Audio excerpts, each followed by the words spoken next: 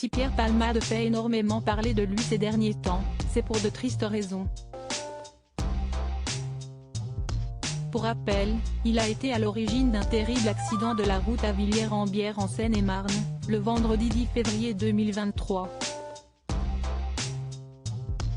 L'humoriste, positif à la cocaïne au moment des faits, a vu sa Peugeot 3008 se déporter sur la voie opposée pour finalement percuter, presque frontalement, un autre véhicule.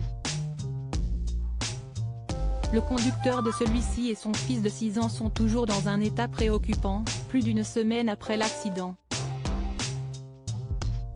La belle-sœur du conducteur, une jeune femme de 27 ans enceinte de son premier enfant, a quant à elle perdu le fœtus qu'elle portait dans le carambolage.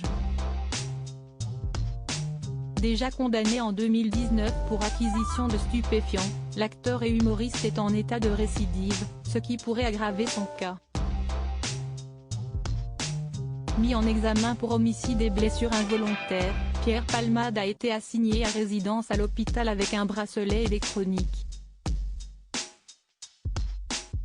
Mais celui qui se trouve à l'hôpital Paul Brousse à Villejuif, n'en a pas terminé avec la justice. Pierre Palmade face à de terribles accusations. Nos confrères de BFM TV ont pu apprendre ce dimanche 19 février 2023, que Pierre Palmade faisait l'objet d'une nouvelle enquête. En effet, le parquet de Paris aurait ouvert, ce samedi 18 février 2023, une enquête préliminaire visant l'humoriste pour soupçon de détention d'images pédopornographiques. Celle-ci s'est ouverte suite à la signalisation d'un homme ayant contacté la police pour déclarer être en possession de vidéos et d'audios qui démontreraient que Pierre Palmade serait en possession de telles images. La brigade de protection des mineurs se charge désormais des investigations, commençant en premier lieu par auditionner l'homme à l'origine de ces accusations et vérifier la véracité de ses propos.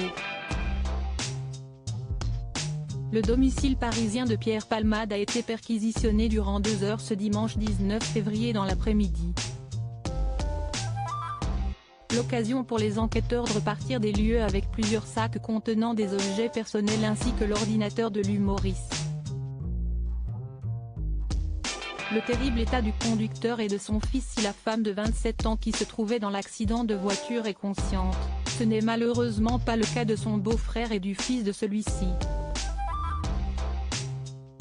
D'après nos confrères de BFM TV, le conducteur de 38 ans est toujours sous coma artificiel et pourrait bien avoir droit à une 7e opération. Il a des fractures partout. La jambe, les bras, les épaules. Il n'a rien à la tête, mais tout est cassé chez lui. Ils ont essayé de le réveiller, mais la douleur était trop forte, a déclaré son neveu. Quant à l'état du petit garçon de 6 ans, il n'est guère plus enviable. Il a la mâchoire cassée et a reçu un choc sur la tête. Il est toujours sous le choc. Il ne mange pas comme avant et ne boit pas comme avant. Affaire à suivre.